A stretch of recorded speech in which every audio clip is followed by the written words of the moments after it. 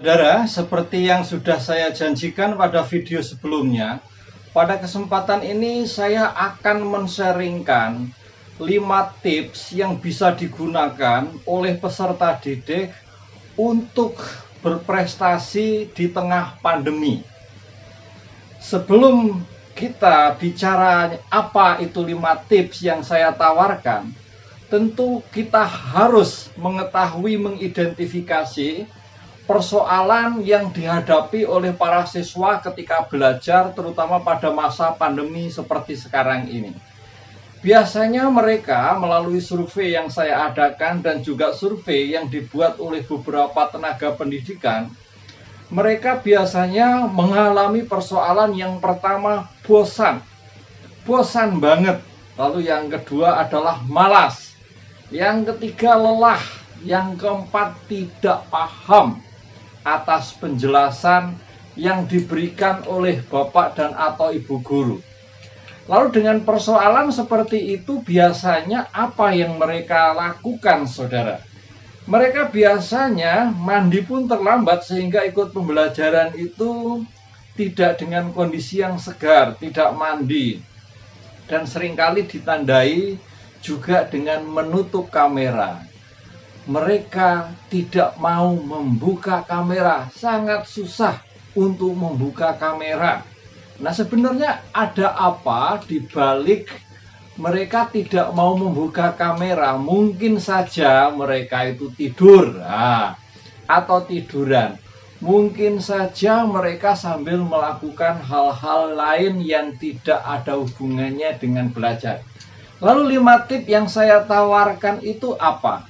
Yang pertama adalah patuhi etika belajar daring.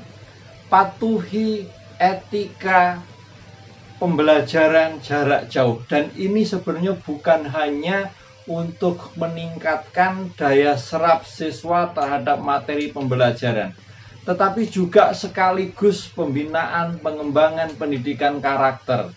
Etika yang selalu saya sampaikan kepada mereka adalah yang pertama itu matikan mikrofon, datang tepat waktu alias tidak terlambat, saudara.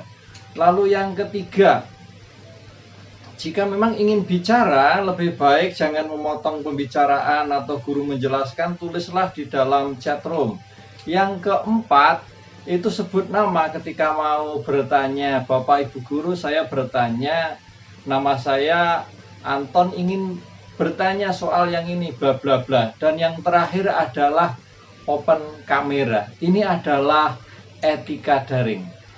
Saudara, etika ini tidak hanya penting ketika kita melakukan pembelajaran tatap muka, tetapi ketika etika ini menjadi sebuah pembiasaan yang dimiliki oleh para pelajar kita, maka mereka akan terbiasa ketika mengadakan telekonferensi atau mereka mengikuti seminar, mereka mengikuti webinar, mereka akan melakukan ini. Dan tentu ini akan sangat dihargai oleh para pembicara, saudara. Ini akan menunjukkan bahwa siswa kita, pelajar kita, sungguh secara karakter sangat berkualitas. Lalu yang kedua apa? Tips yang kedua, belajarlah online secara gembira, secara happy. Alasannya kenapa? Tunjukkan kepada anak-anak kita bahwa anak-anak kita ini termasuk para peserta didik yang sangat beruntung. Di luar sana banyak anak tidak seberuntung mereka.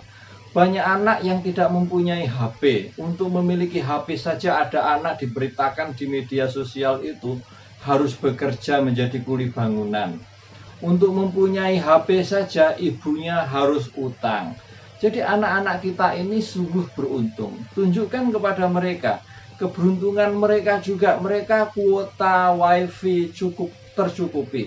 Sementara tidak sedikit anak tidak mempunyai kemampuan membeli kuota. Tunjukkan juga apa yang membuat mereka merasa beruntung. Mereka mempunyai orang tua yang sangat support. Mereka mempunyai guru-guru yang sangat support. Nah, itu. Lalu tips yang ketiga, saudara, hindari supaya anak-anak itu menunda mengerjakan PR lalu lari pada game. Ini sangat amat penting. Pentingnya tidak menunda pekerjaan rumah. Karena satu kali menunda pekerjaan rumah, maka anak akan terus melakukan penundaan. Penundaan adalah awal dari kegagalan. Penundaan adalah awal dari hidup yang sangat stres. Sekali Anda menunda, Anda tidak akan menikmati hidup Anda. Maka hindari untuk menunda pekerjaan rumah. Ada pekerjaan rumah, langsung kerjakan. Ada pekerjaan rumah, langsung kerjakan, langsung kerjakan, langsung kerjakan. Maka ini akan menjadi sebuah pembiasaan. Dan anak-anak ini nanti di SMA atau yang SMA ke universitas, yang setelah universitas di dunia kerja, akan mempunyai sebuah pembiasaan yang sangat bagus, saudara. Lalu yang keempat adalah aktiflah bertanya. Yang saya maksudkan begini. Siswa ini harus kita ajari, kita dorong, kita motivasi untuk aktif bertanya. Jika mereka tidak mempunyai kesulitan di dalam belajar, langsung bertanya kepada guru. Bisa juga melakukan bertanya di luar jam pelajaran. Pasti guru-guru itu akan sangat senang kalau ada siswanya bertanya. Tidak perlulah untuk les ataupun untuk kursus di luaran, tapi bertanyalah kepada guru. Selain bertanya kepada guru, di dalam sebuah penelitian survei kecil-kecilan yang saya buat, dan juga hasil dari karya tulis ilmiah berdasarkan penelitian dari peserta didik saya, siswa-siswa itu lebih mudah, banyak siswa lebih mudah memahami penjelasan teman daripada penjelasan guru. Karena itu guru harus mendesain sebuah tutorial sebaya. Nah, bagaimana tutorial sebaya ini bisa dilakukan, bisa didesain untuk memotivasi anak yang memang mempunyai kemampuan lebih, dan memotivasi anak untuk belajar, anak yang kurang mampu memahami. Ini tips untuk guru yang akan saya sharingkan untuk besok, saudara. Nah, itu adalah tips yang keempat. Lalu tips yang kelima apa?